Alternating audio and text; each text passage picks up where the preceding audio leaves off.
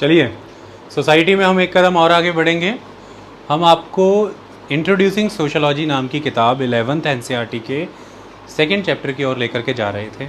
Terms, concepts and there use in sociology topic का नाम था, जिसमें हमने आपको कल तक सभी ग्रुप्स के बारे में डिटेल में पढ़ा है। हमने लास्ट पीयर ग्रुप के बारे में पढ़ा था और आज हम उसी चैप्टर के सेकेंड हाफ को टारगेट करके वाइंड अप कर देंगे। देखिए, जब हम इन सभी ग्रुप्स को पढ़ रहे थे तो इनको पढ़ने का पर्पज़ क्या था? हमने ये समझा था लेक्चर की शुरुआत में ही कि स्टेटस एंड रोल्स ये दो बहुत महत्वपूर्ण चीज़ें हैं। स्टेटस का अर्थ यहाँ से ये है कि किसी तरह की पोजीशनिंग की हुई है लोगों की सोसाइटी में, जो ग्रुप्स एग्जिस्ट कर रहे हैं उन ग्रुप्स में पोजीशन बहुत महत्वपूर्ण चीज़ होती है। देखिए, मैं इस समय में टीचर की पोजीशन पे खड़ा हूँ आपके सामने, आपकी पोजीशन स्टूडेंट की है, लेकिन ये बहुत ही पर्पस ओरिएंटेड है, क्योंकि आप अपनी चॉइस के साथ वॉलंटरली यहाँ पढ़ने आए हैं, तो आप स्टूडेंट वॉलंटरली बने। मैं चॉइस के साथ पढ़ाने आया हूँ और मैं वॉलंटरली ये काम कर रहा हूँ। लेकिन सोचो, अगर आप पर दबाव बनाया जाता, मैं कुछ इस तरह की रिलीजियस टीचिंग दे रहा होता जो आपके फेथ के अगेंस्ट है, आपके रिलीजन के अगेंस्ट है, लेकिन फिर भी बाय फोर्स आपको वो अटेंड करनी पड़ रही है, आपको लगाना पड़ रहा है, क्योंकि जो पोजीशन है आपकी सोसाइटी में एक स्टूडेंट के तौर पर, उस पोजीशन के तहत आप पर कंपल्शंस हैं, कुछ बाउंडेशंस हैं जिसके तहत आपको ये क्लासेस अटेंड करनी ही है, चाहे आप ना चाहें। ऐसा ही मेरे साथ भी है, मुझे भी वो टीचिंग्स देनी ही है, चाहे मैं वॉलंटरली वैसा करना भी नहीं चाहता, तो मुझ पर बाउंडेशंस हैं। दोनों ही मामलों में परिस्थितियाँ बदल गई। पहले मामले में मैं एक टीचर के तौर पर वॉलंटरली काम कर रहा था, आप एक स्टूडेंट भी वॉलंटरली थे। वॉलंटियर मने अपनी विश से, अपनी चॉइस से। दूसरे सिचुएशन में भी मैं टीचर और आप स्टूडेंट ही थे, लेकिन ऐसे में मेरी इच्छा नहीं थी वह करने की, बीइंग टीचर, जो मुझसे करवाया जा रहा था। यानी कि जिस चीज़ का टीचर मुझे बनाया गया, मैं वो बनना नहीं चाहता था, और आप भी वो स्टूडेंट नहीं बनना चाहते थे उन लेसन्स को लेके जो आपको दिए जा रहे थे। यानी कि यहाँ पर जो हुआ ये कंपल्शन के साथ हुआ। सपोज़ कीजिए कि ये होता ही रहे हमेशा तक, मेरे आने वाली पीढ़ियों के साथ भी यही हो और आपके आने वाली पीढ़ियों के साथ भी यही हो। पीढ़ियाँ मने आने वाली जनरेशन्स। तो ऐसा नहीं लगता है कि ये एक तरह से समाज में जो एक ऑर्गेनाइजेशन हुई है, समाज जिस मैनर में ऑर्गेनाइज हुआ है, उसमें मुझे पक्का कर दिया गया है एक स्तर पे, एक पोजीशन पे, और आपको भी पक्का कर दिया गया है एक स्तर पे, एक पोजीशन पे। हम उससे नाखुश हैं, मैं इससे बाहर आना चाहता हूँ, आप भी बाहर आना चाहते हैं, लेकिन आ नहीं पा रहे, तो हमें बाउंड कर दिया गया। जबरन हमें वहाँ रखा जा रहा है, जबरन वो काम करने को मजबूर किया जा रहा है जो हम करना भी नहीं चाह रहे। हाँ, इसके लिए बहुत सी चीज़ों का इस्तेमाल होता है कि ज़बरदस्ती वो आपसे कैसे करवाया जाए, वो एक अलग डिस्कशन है, वो भी आज हम करेंगे। लेकिन मुद्दा ये है कि ये आप वॉलंटरली नहीं करना चाहते थे, और एक पॉइंट पे यही काम वॉलंटरली हो भी रहा था। सही बात है ना? तो उसी कॉन्टेक्स्ट में आज हमें ये समझना है कि सोसाइटी अपने आप को ऑर्गेनाइज़ करती है, और वो ऑर्गेनाइजेशन जो है सोसाइटी की, उसका एक ख़ास तरह का स्ट्रक्चर है, एक ख़ास तरह का स्ट्रक्चर है। उस स्ट्रक्चर में बहुत सी इनइक्वलिटीज़ हैं, असमानताएं हैं। उन इनइक्वलिटीज़ को समझना होगा हमें। तो उन इनइक्वलिटीज़ का आधार भी समझना होगा कि किस समाज में किस तरह की इनइक्वलिटीज़। इनइक्वलिटी का बेसिस आपकी कास्ट है क्या? इनइक्वलिटी का बेसिस आपकी क्लासेस हैं क्या? इसे समझना होगा। और भी बहुत सी टर्म्स हैं जिन्हें हम आज के मैनर में, आज के डिस्कशन में हम चर्चा पे लेंगे कि कन्फ्लिक्ट्स किस तरह के होते हैं, उन्हें क्या कहते हैं। इनइक्वलिटी के बेसिस पर ही फर्दर इनइक्वलिटीज़ किस तरह से प्लूरलिज्म में बदलती हैं, प्लूरलिज्म कैसे इनइक्वलिटी में बदलता है, इन्हें हम इन कॉन्टेक्स्ट में आज समझने की कोशिश करेंगे। सबसे पहले हम इस टॉपिक को ही समझें कि जब हम स्ट्रक्चर की बात कर रहे हैं, तो स्ट्रक्चर में ऐसा लगता है जैसे हम लेवल 1, लेवल 2, लेवल 3, लेवल 4 की बात कर रहे हैं, अलग अलग लेवल्स की बात कर रहे हैं। जब इस तरह से एक लेवल के तौर पे काम होता है, तो इसे हम हायरार्की के तौर पर जानते हैं कि एक हायरार्की की बात हो रही है। जब हम एक हायरार्की की बात कर रहे हैं, तो ऐसा लगता है कि जब अलग अलग लेयर्स की बात हो रही है, तो एक स्ट्रेटा डिस्कस हो रहा है। ये अगर कंप्लीट सोसाइटी है, तो सोसाइटी के लेवल पर इस तरह से चीज़ें अलग अलग लेयर्स में हैं। ये लेयर 1 जिसे कि स्ट्रेटा 1 कह सकते हैं आप, ये लेयर 2 यानी कि स्ट्रेटा 2, S2, S3, इस तरह से अलग अलग स्ट्रेटा है। आपके सामने पूरा का पूरा एक पीस ऑफ रॉक है, तो चट्टान का एक पूरा टुकड़ा है या पर्वत आपके सामने है, माउंटेन, लेकिन उसमें आप अलग अलग रॉक्स की लेयर्स देख पा रहे हैं। तो जियोलॉजिकल लेयरिंग जैसे रॉक्स की होती है, इस तरह से ही जो सोसाइटी है उसकी जो ऑर्गेनाइजेशन हुई है, जो समाज आपको नज़र आया, ये अपने आप को इस तरह से स्ट्रेटा बेस्ड सिस्टम के आधार पर ऑर्गेनाइज करता है। इन स्ट्रेटा बेस्ड सिस्टम के आधार पर ऑर्गेनाइज्ड प्रोसेस को ही हम स्ट्रेटिफिकेशन के तौर पर समझते हैं। ये स्ट्रेटिफिकेशन है समाज में, और इस स्ट्रेटिफिकेशन में ये जो स्ट्रक्चर उभर करके आया, ये स्ट्रक्चर इनइक्वलिटी से लेस था पूरी तरह से। आई बात समझ में? ये जो स्ट्रक्चर है ये इनइक्वल है, ये जो स्ट्रेटिफिकेशन हुई है इनइक्वलिटीज़ को दर्शाती है। और इसी स्ट्रेटिफिकेशन को समझ करके हम आगे बढ़ते हैं तो ये समझ पाते हैं कि क्या इस लेयर से अपवर्ड मोबिलाइज होने का कोई स्कोप है, या कोई अपर लेयर से नीचे की लेयर की तरफ को चला जाता है क्या? तो डाउनवर्ड और अपवर्ड मोबिलाइजेशन का स्कोप है क्या? यानी कि क्या कभी आप मेहनत से पढ़ लिख करके ऊपर की ओर जा पाओगे, और क्या कोई अपने निम्न आचरण की वजह से नीचे की ओर भी चला जाएगा? इसे समझना हमें ज़रूरी है। सोसाइटी किस तरह से प्रोग्रेस करती है, वो नई इनोवेशंस को कितना अचीव करती है, और उनका बेनिफिट ओवरऑल सोसाइटी के सभी सेगमेंट्स को कैसा मिलता है, इसे समझने के लिए हमें ये सब कुछ समझना पड़ता है। क्यों समझना पड़ता है वो अब आपको समझ आएगा जब मैं आपको सोशल स्ट्रेटिफिकेशन का कंसेप्ट डीपली समझाऊंगा। इसको 1 बाय 1 चीज़ों को समझते हैं। मुद्दा ये था कि हम यही डिस्कस करने जा रहे हैं। What is social stratification? Actually यहाँ पर क्या लिखा हुआ है, existence of structured inequalities between groups in society in terms of their access to material और symbolic rewards। तो समाज के भीतर अलग अलग ग्रुप्स एग्जिस्ट करते हैं, डिफरेंट ग्रुप्स एग्जिस्ट करते हैं। सबसे पहले हम इसे कास्ट ग्रुप्स के तौर पे ही देख लेते हैं, है ना। अलग अलग कास्ट ग्रुप्स हैं ना। आपकी कोई भी कास्ट, आपकी कास्ट से जुड़े हुए लोग, जब आप लोग किसी जठेरे पे मिलते हो तो आपको अपना कास्ट ग्रुप फील होता होगा, है कि नहीं? इसी तरह से दूसरी कास्ट का भी एक अपना ग्रुप है। तो कास्ट ग्रुप है या फिर क्लास ग्रुप है, यानी कि एक तरफ लेबरर्स हैं, एक तरफ एंटरप्रेन्योर हैं, यानी कि ऑनर्स हैं, यानी कि मालिक हैं, तो उनका भी एक अपना क्लास ग्रुप है। तो चाहे कोई कास्ट ग्रुप है या क्लास ग्रुप है, कोई भी है, समाज में इस तरह से अलग अलग ग्रुप्स होते हैं। ये जो ग्रुप्स हैं ये एक तरह से इनइक्वलिटी को एक्सपीरियंस कर रहे होते हैं। एक ग्रुप से दूसरे, दूसरे से तीसरे में कुछ इनइक्वलिटीज़ रहती हैं, असमानताएं रहती हैं। ये असमानताएं ऐसी नहीं है कि जो अचानक से दिखी, या कोई एक काम वहाँ पे हो रहा है, कोई वर्क परफॉर्म हो रहा है जिसमें इन दोनों में असमानता है। ये असमानताएं लंबे समय से बहुत ही ठेठ मैकेनिज़म्स का इस्तेमाल करके समाज के तंत्र में ही फिक्स कर दी गई हैं। तो ये सामाजिक ढांचे का हिस्सा है, ये स्ट्रक्चर का, सोशल ऑर्गेनाइजेशन के स्ट्रक्चर का पार्ट है। यानी जो सोसाइटी ऑर्गेनाइज हुई है उसका जो मेन स्ट्रक्चर है उसका ही ये हिस्सा है, ये असमानताएं। इसलिए इनइक्वलिटीज़ को हम स्ट्रक्चर्ड इनइक्वलिटीज़ कहते हैं। तो यहीं से पता लगता है कि उस सोसाइटी का ऑर्गेनाइजेशन में जो ये जो स्ट्रक्चर है, यहाँ पे आप कहाँ पर आते हैं, आप कहाँ पे फॉल करते हैं, फिर आपका वही स्टेटस हो जाएगा और वही रोल्स भी आपसे एक्सपेक्ट किए जाएंगे। तो क्योंकि इस स्ट्रक्चर में एक पर्टिकुलर पोजीशन से ही आपका स्टेटस आता है और उसी स्टेटस से आपके रोल्स आते हैं, तो ये समझना ज़रूरी है कि क्या ये रोल समय के साथ या परिस्थितियों के साथ बदल भी जाएंगे, क्या इन रोल्स में बेहतरी होगी या ये इनमें गिरावट हो सकती है, या ये रोल इसी तरह से रिजिड हैं और फिक्स्ड हैं। उसके लिए हमें आपका स्टेटस समझना होगा। स्टेटस समझने के लिए हमें आपको अकॉर्ड की गई पोजीशन देखनी होगी।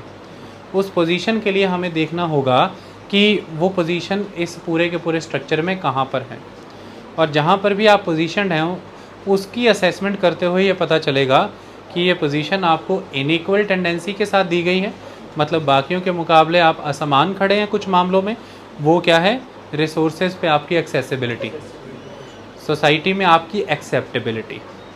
तो समाज में आपकी एक्सेप्टेबिलिटी कितनी है, रिसोर्सेज के ऊपर आपकी एक्सेसिबिलिटी कितनी है, इनके बेसिस पे ये क्लियर हो जाएगा कि वो जो पोजीशन आपको अकॉर्ड की गई थी उस स्ट्रक्चर में, वो बाकी ग्रुप्स के कंपैरेटिवली इनइक्वल थी। तो आपकी पोजीशन इनइक्वल है, इसका मतलब वो स्ट्रक्चर एक तरह की इनइक्वालिटीज़ को प्रमोट कर रहा है। तो it is a kind of structural inequalities. तो इस तरह की जब स्ट्रक्चर्ड इनइक्वालिटीज़ को फॉलो करके एक सोसाइटी खुद को ऑर्गेनाइज करती है, इसे हम सोसाइटी लेवल पर स्ट्रैटिफिकेशन को के प्रोसेस को एग्जीक्यूट होता देखता कह रहे हैं। तो it is a social stratification system, जिसका मतलब ही यहाँ पर यही है जो मैंने अभी समझाया कि सोशल स्ट्रैटिफिकेशन का मतलब the existence of structured inequalities between groups in societies. किस कॉन्टेक्स्ट में? In terms of their access to material and symbolic rewards. Okay, इतनी बात समझ में आई? ये एक इम्पॉर्टेंट चीज़। इसी डेफिनेशन को अभी मैं बहुत ब्रॉड कर दूंगा और कई कंसेप्ट्स को हम इसके बारे समझेंगे। आपको पहले बुनियादी एक लाइन समझ में आई, कुछ हद तक समझ में आई, अभी प्रैक्टिकल एग्जांपल्स के साथ ये काफ़ी अच्छे से समझ में आ जाएगी। चलिए हम इसे समझने का प्रयास करते हैं। देखिए ये क्या कहना चाहता था। उदाहरण के तौर पर जब ये मैं कह रहा हूँ कि it is a structured inequalities between groups in society in terms of their access to material and और सिम्बॉलिक रिवार्ड्स, तो क्या मतलब है इसका? देखिए सपोज़ कीजिए कि हम इंडियन ट्रेडिशनल सोसाइटी की बात करते हैं। तो इंडियन ट्रेडिशनल सोसाइटी में क्या होता था? समाज ने एक व्यवस्था बनाई थी जिसे हम वर्ण व्यवस्था कहते थे। ये वर्ण व्यवस्था में, मैं यहाँ खड़ा हूँ तो हो सकता है बोर्ड ना दिख रहा, मैं दिख रहा हूँ तो बोर्ड नहीं दिख रहा। वर्ण व्यवस्था में सबसे उच्च स्तर पर, यानी कि ये जो सोसाइटी ने खुद को ऑर्गेनाइज किया हुआ है, उस ऑर्गेनाइजेशन में ये जो स्ट्रक्चर हम देख पा रहे हैं उसमें ये दिख रहा है कि सबसे लेयर 1 पे, सबसे उच्च स्तर पर ब्राह्मणास को रखा गया। जैसे कि मोस्टली इनका काम यहाँ पर टीचिंग का रहता था, या इसके अलावा टीचिंग के अलावा जो काम ये करते थे प्रीस्टहुड का काम करते थे, है ना, यज्ञ पद्धतियाँ अपनाते थे, यज्ञ करवाते थे। तो या तो ये टीचर्स होते थे या ये यज्ञ करवाते थे, या मंदिरों की कस्टडीज़ इनके पास होती थी। इस तरह के काम ये किया करते थे। तो इन्हें पहले स्थान पर रखा गया। ये आधार कैसे तय हुआ कि ये पहले स्थान पे हैं? इनके इन कामों को बहुत ही प्योर वर्क माना गया। प्योर यानी कि टोटली पोल्यूशन फ्री, किसी भी तरह का पोल्यूशन नहीं है, ये पोल्यूशन फ्री वर्क है। सो ये प्योरेस्ट हैं, ये प्योरेस्ट हैं। ओके, ऑक्यूपेशन टीचिंग है, प्रीस्टहुड है, बहुत ही प्योर वर्क है। मैंने यहाँ पर कंसेप्ट यही यूज़ किया कि इनका काम बड़ा प्योरेस्ट था। इस आधार पर इन्हें ब्राह्मणास के तौर पर पहले स्तर पे रखा गया वर्ण व्यवस्था में। दूसरे स्तर पर आ जाते हैं क्षत्रियास।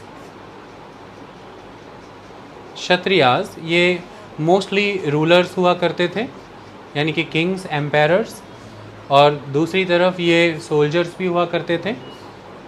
यानी कि किसी भी समाज को, इस समाज के इस तंत्र को, इस समाज की पॉलिटिकल बाउंड्रीज़ को, लोगों को सुरक्षा और संरक्षण प्रदान करने वाला एक ढांचा, ये क्षत्रिय हैं।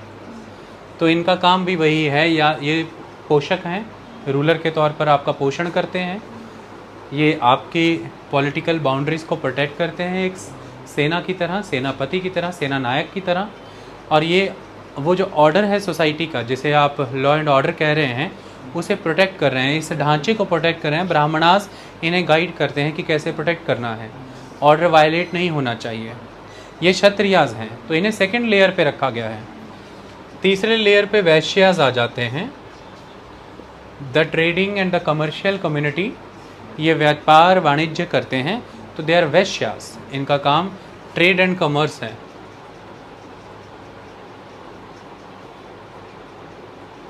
और चौथे स्तर पर शूद्रास आ जाते हैं। ये आर्टिजन क्लास है, आर्टिजनल एक्टिविटीज़ करते हैं ये, जैसे कि लोहार हैं, सोनार हैं, कुम्हार हैं, इस तरह के सभी काम ये करेंगे। आयरन स्मिथ हैं, गोल्ड स्मिथ हैं, ये सारे काम ये करेंगे। इसके अलावा ये एग्रीकल्चर भी कर सकते हैं, एग्रीकल्चर भी कर सकते हैं। ओके, ये वर्ण था, वर्ण व्यवस्था थी जिसमें 4 वर्ण थे। अब एक समय में तो मैंने आपको बताया कि काम ऐसा था जिसके आधार पर इनकी लेयरिंग सेटल हुई कि समाज में इनका क्या पोजीशन होगी। तो सबसे उच्चतम पोजीशन है जैसे कि ब्राह्मणास की, क्योंकि नॉलेज इनसे आ रही है, एजुकेशन इनसे आ रही है, टीचिंग इनसे आ रही है, रिसोर्सेज आपको ये आइडेंटिफाई करके दे रहे हैं कि ये खाना चाहिए और ये नहीं खाना चाहिए, ये एडिबल है, ये नॉन एडिबल है, इस तरह का ज्ञान ये आपको दे रहे हैं। ऋषि मुनि इस सेगमेंट में आप डाल दीजिए। दूसरी तरफ ये आपको बता रहे हैं कि ये जल पीने योग्य है या ये नहीं है, ये भूमि खेती योग्य है या ये नहीं है। हर तरह के संसाधनों से आपकी जानकारी, पृथ्वी के बारे में, आकाश के बारे में, तारों के बारे में, सबकी गति के बारे में आपको जानकारियाँ देना, आपकी इंद्रियों को जागृत करने का काम ये करते थे। इन पे डीप चले जाएंगे तो बहुत डीप हो जाएगा। मेन बात यह है कि समाज तब अनुभवी नहीं था, समाज को तब ज्ञान भी नहीं था, समाज को तब जानकारियाँ नहीं थी अलग अलग चीज़ों की। उन्हें अनुभवी बनाने का, उन्हें ज्ञानी बनाने का और उन्हें जानकार बनाने का जो जिम्मा था वही इनके ऊपर था। ये भ्रमण करते थे, ये अध्ययन करते थे, ये शोध करते थे। अध्ययन मतलब कि डीप शोध माने कि ये डीप एक्सपेरिमेंट्स करते थे, रिसर्चेस करते थे, ये ट्रैवल करते थे, सभी चीज़ों को समझते थे, सामाजिक ताने बानों को समझते थे। इसके तहत ये बताते थे कि समाज में किसका क्या रोल होना चाहिए, समाज कैसे ऑर्गेनाइज हो, क्योंकि नया नया समाज तब बन रहा था ना, तो कोई तो होना चाहिए जो उन्हें ऑर्गेनाइजेशन की विधि सिखा सके। जैसे आपके भी परिवार में जब विवाह होता होगा, हालांकि आपके मम्मी पापा आपसे तो बहुत बड़े हैं, नेचुरली वो आपके लिए बड़े हैं, लेकिन वो भी आपके परिवार के खास या आपके परिवार से जुड़े किसी परिवार के बुजुर्ग की सलाह लेते होंगे कि विवाह कार्य विधि कैसे ऑर्गेनाइज करें, क्या क्या बनता है इसमें, किस किस चीज़ को हमें देना है, क्या क्या चीज़ नहीं देनी है। या जब आप शादी विवाह का कार्य आरंभ करते हैं तब भी आप किसी गुणी, जैसे कोई पूजन आपको करना है, तो आप किन्हीं बाबा का, किन्हीं पंडित जी का या किन्हीं का भी आप नॉलेज लेते हैं, उनकी सर्विसेज लेते हैं कि हमें यह विधि समझाए। तो जब विधि विधान आएगा तो कोई विधि बनाने वाला भी आएगा, उस विधि को समझाने वाला भी आएगा, उसे ऑर्गेनाइज करने वाला आएगा। समाज को खुद ऑर्गेनाइज होना था, तो यहाँ से इनकी पोजीशन आ जाती है, ये उच्चतम पोजीशन है। ये कर्म के आधार पर चल रही है। लेकिन स्ट्रक्चर्ड इनइक्वालिटी वाले वर्ड को अगर मैं बात करूँ तो वहाँ पर अब ये है कि ये स्ट्रक्चर्स फ्लूइडिक नहीं है। L1 के लोग कभी भी L2 या L3 पे नहीं जा रहे हैं, L4 पे भी नहीं जा रहे हैं, लेवल 4 पे भी नहीं जा रहे हैं, और लेवल के 4 के लोग कभी भी लेवल 3 या लेवल 2 लेवल 1 पे नहीं आ पा रहे, क्योंकि इसे हमने बाय बर्थ सेटल कर दिया। कर्म के आधार पर जो वर्ण था उसे हमने जन्म के आधार पर फिट कर दिया। अब ब्राह्मणों के घर में जो संतान उत्पन्न होगी वो ब्राह्मण ही होगा, और ब्राह्मण होने की वजह से ही, उस कुल में जन्म लेने की वजह से ही वर्ण व्यवस्था में वो उच्चतम स्तर पर है, लेवल 1 पर है। चाहे उसमें वह गुण है या नहीं, मेरिट है या नहीं, वो हो सकता है पूरी तरह से डीमेरिट से भरा हो, लेकिन वो उस कुल में है, वो ब्राह्मणा है, ब्राह्मण योनि से जन्मा है, इसलिए वह अब यही इसी स्तर पर रहेगा। और आई बात समझ में? तो इसी तरह से क्षत्रिय भी जन्म से हो गए, वैश्य भी जन्म से कर दिए गए, शूद्र भी जन्म से कर दिए गए, और सभी का समाज में क्या रोल होगा ये यहाँ पर सेटल कर दिया। शूद्र को इन 3 वर्णों को सर्व करना है, ये उनकी ड्यूटी है, और ये फिक्स्ड हो गया। अब शूद्र के घर में आप जन्मे हैं, कितने भी आप मेरिटोरियस हो जाइए, कितने भी एजुकेटेड हो जाइए, आप वैश्य, क्षत्रिय या ब्राह्मणास इन स्तर पे नहीं जा सकते, वर्ण व्यवस्था में ऊपर के वर्ण की ओर नहीं जा सकते। यही कारण है कि वैश्य इकोनॉमिकली तो साउंड हो गए थे, लेकिन सामाजिक तौर पर जो समाज ऑर्गेनाइज था उसमें जो स्ट्रक्चर था उसमें वो अपर लेयर्स की ओर नहीं जा पा रहे थे, वो क्षत्रिय और ब्राह्मणों जैसा सामाजिक रुतबा नहीं हासिल कर पा रहे थे, इसलिए उन्होंने जैन और बुद्ध धर्म को समर्थन दिया। इसलिए जैनिज़्म और बुद्धिज़्म बहुत तेज़ी से पनपा, क्योंकि जैनिज़्म और बुद्धिज़्म के तहत ये नहीं था। हिंदुइज़्म के तहत ये वर्ण व्यवस्था काम करती थी, पर जैनिज़्म बुद्धिज़्म में ऐसी वर्ण व्यवस्था नहीं थी।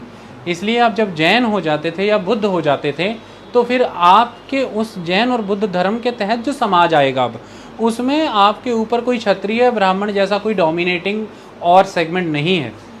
आप सब बुद्ध होंगे या आप सब जैन होंगे, दैट्स इट।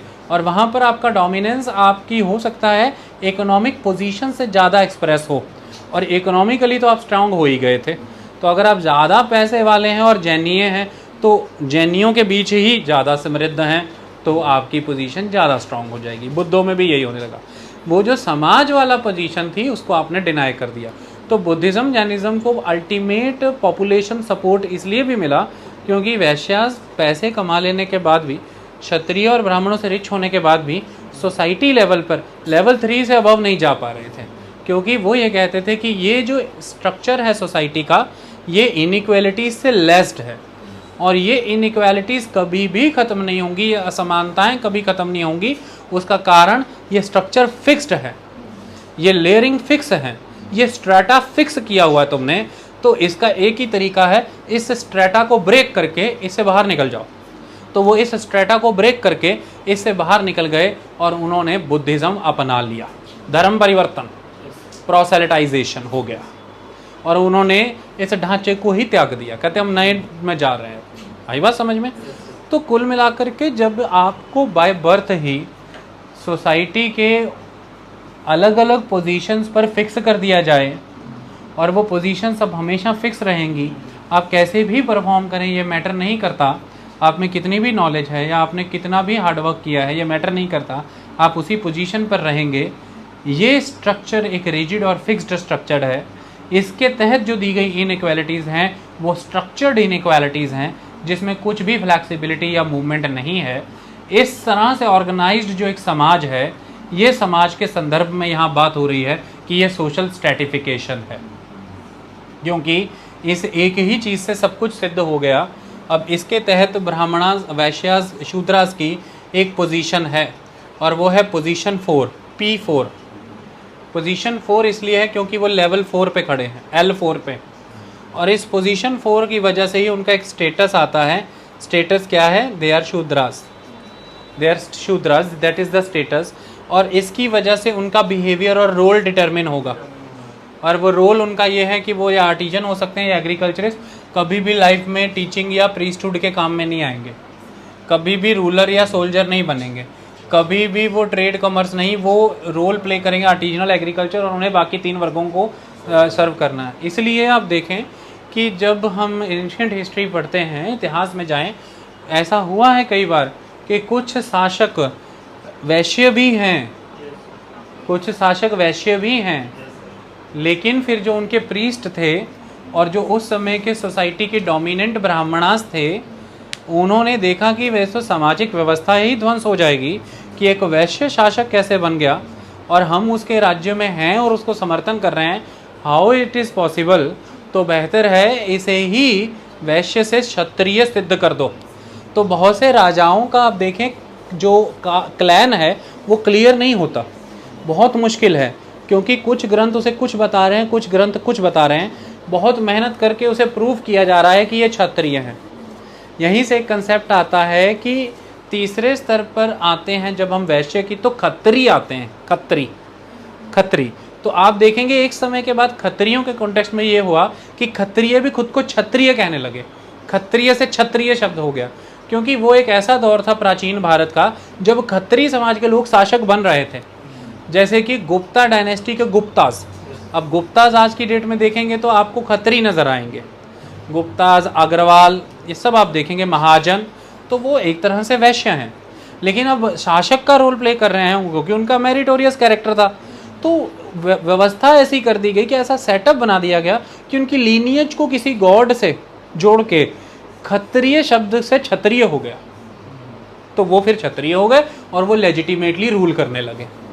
समझिए, एक शब्द समय ऐसे भी था कि इस पर भी बहुत सी डिबेट है कि चंद्रगुप्त मौर्य शूद्र था, मुरा का पुत्र था, जो नंदों के दरबार में कार्य करती थी, लेकिन इस पे ही बहुत डिबेट है। फिर कुछ ग्रंथों ने उन्हें ये कहा गया है कि वो क्योंकि उस कबीले से आते हैं जहाँ पर मोर जो है पालन किए जाते थे, इसलिए नाम मौर्य आता है ना। तो पिपली वन के मौर्य वंशजों से आता है, तो वहाँ से जोड़ा गया कि नहीं ये हैं क्षत्रिय ही, ये पहाड़ी क्षत्रिय क्लैन है, तो ये रूल कर सकता है। लेकिन कुछ उन्हें शूद्र कहते हैं, और कुछ ये भी कहते हैं कि अगर वो क्षत्रिय नहीं होता तो ऐसा कभी होता ही नहीं कि चाणक्य उन्हें शपथ ग्रहण कराते, क्योंकि चाणक्य कट्टर ब्राह्मण थे और वो ऐसा नहीं कर सकते थे कि वो किसी गैर क्षत्रिय को थ्रोन पर राज्याभिषेक कराए, गद्दी पर बैठाएं।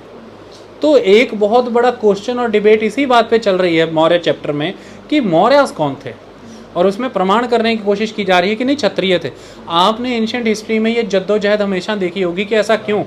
उसका रीज़न कि रूलर बनने के लिए प्री कंडीशन ये है, दो सिस्टम है। पहला कि आप लेवल 2 पे होने चाहिए सोसाइटी के उस स्ट्रक्चर में। सोसाइटी ऑर्गेनाइज्ड है, समाज ने कुछ खुद को प्रबंधन किया हुआ है और वो उसमें एक स्ट्रक्चर बना हुआ है प्रॉपर।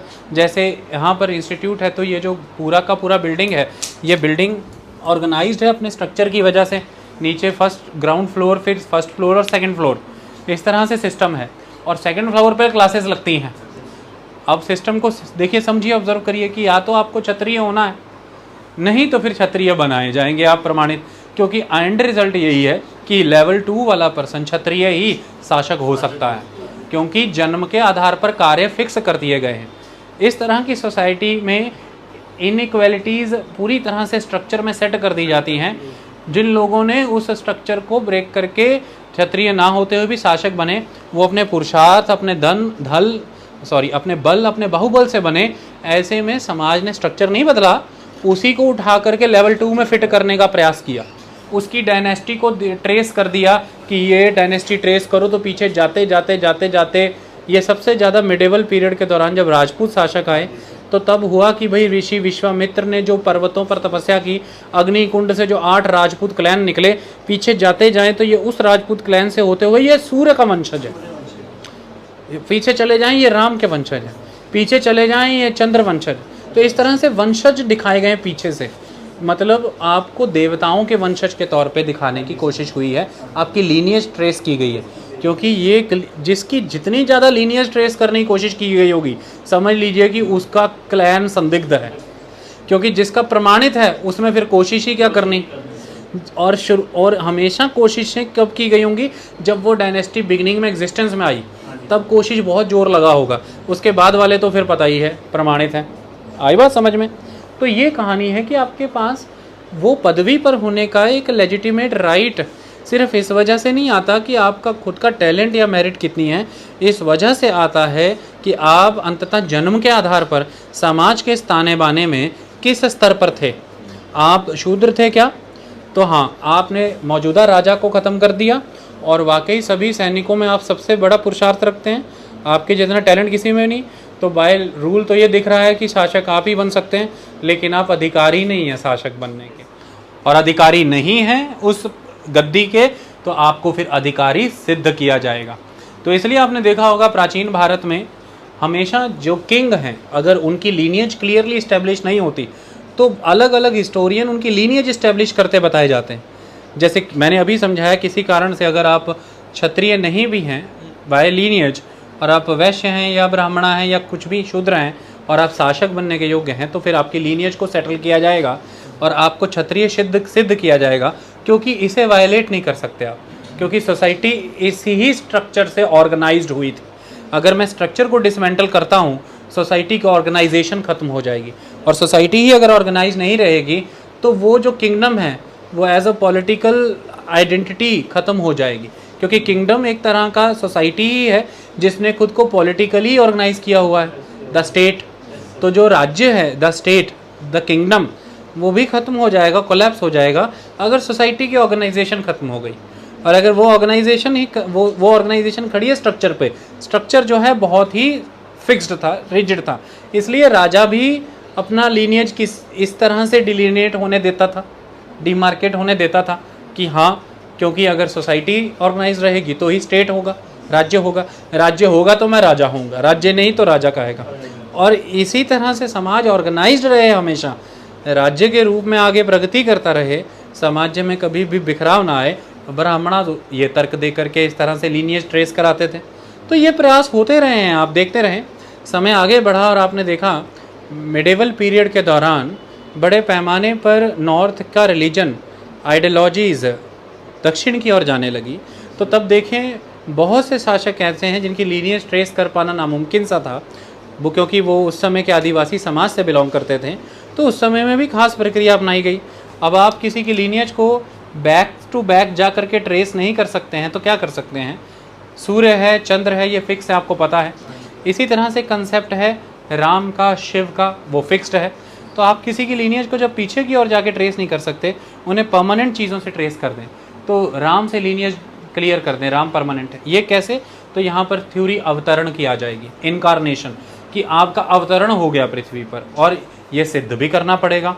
तो इसी समय में जब आप अर्ली मिडेवल पीरियड में जाते हैं, एंशिएंट पीरियड के खत्म यानी कि 1 AD के आगे 500 AD तक के बीच के दौर को जब आप देखते हैं, तो बड़े पैमाने पर नॉर्थ से साउथ की ओर जा रहा है हिंदुइज़्म, और उस समय में वहाँ पर राज्य स्थापित हो रहे हैं, आदिवासी राजा बन रहे हैं, और वो वहाँ पर टेम्पल बना रहे हैं। मंदिर का निर्माण करना एक बहुत बड़ा आधार हो जाता था समाज को आपके साथ जोड़ने का, आपको लेजिटिमाइजेशन दिलाने का, कि आप विधि सम्मत शासक हैं। वो कैसे? कि बहुत सी शक्तियाँ हैं जो मंदिर स्थापित नहीं होने दे रही, ये उनके संहारक हैं। दूसरा, मंदिर स्थापित करके ये ऑर्डर इस्टेब्लिश करेंगे। मंदिर यानी कि देवी देवताओं की स्थापना, यानी कि ईश्वर की स्थापना ये करेंगे। यानी कि पूर्व कालों में जो प्रतिज्ञा राम ने ली हो या शिव ने ली थी, जो हो नहीं पाई एक समय तक, और उसे आज वो अपने इस रूप में अवतरित होकर पूरे करने आए हैं। इस तरह से आप लेजिटिमेट हो गए, और फिर फर्दर आपके आने वाले वंशज इसी तरह से पहचाने जाएंगे कि उनके वंशज जिन्होंने मंदिर निर्माण किया था।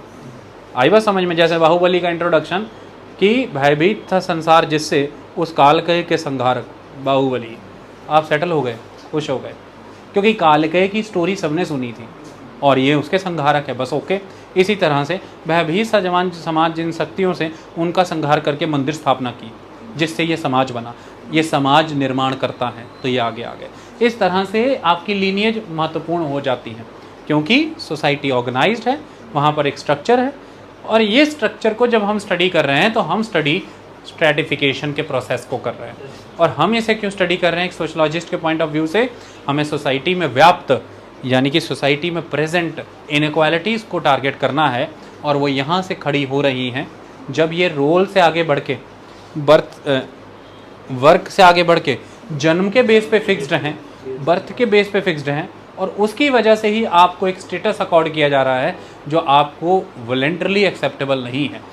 आप इनवॉलंटरली वो चीज़ें करने के लिए मजबूर हैं जो आपसे करवाई जा रही हैं, जिसमें कि मेजॉरली जो सेगमेंट टारगेट हो रहा है वो शूद्र का।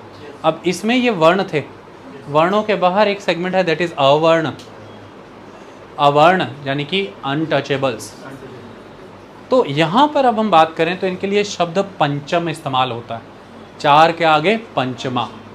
इसलिए अगर आप कहें तो आपको एक बात भी बता दूं मैं, R.D. बर्मन को पंचम दा भी कहते थे, तो वो अपने आप को इस चीज़ से भी जोड़ करके दिखाते थे कि या I am happy for being पंचम दा, आई एम पंचम। तो जब वो पंचमा शब्द आ रहा है तो वो पंचम यहाँ पर है। पंचमाज इन्हें कहा जाता था, ओके, जो 4 के बाद हैं 5वां, द पंचम। क्लियर? तो यहाँ से बहुत से उदाहरण हैं, 5 उंगलियाँ बराबर नहीं होती, ये नहीं होता, वो नहीं होता, ये चीची, द पंचम। क्लियर? ये है अवर्ण, अनटचेबल, जिन्हें आज की डेट में आप शेड्यूल कास्ट के तौर पर जानते हैं। अब हुआ ये कि सोसाइटी में इनका जो लेयरिंग का डिफरेंस है वो प्योरिटी और पोल्यूशन पर बेस्ड था। तो एक लेयर की वो कास्ट या एक लेयर का वो सेगमेंट दूसरी लेयर से कितना प्योर है और दूसरी लेयर इस लेयर के कंपैरेटिवली कितनी पॉल्यूटेड है, इस हिसाब से आप फिर फर्दर आने वाले समय में लेयरिंग करते चले गए।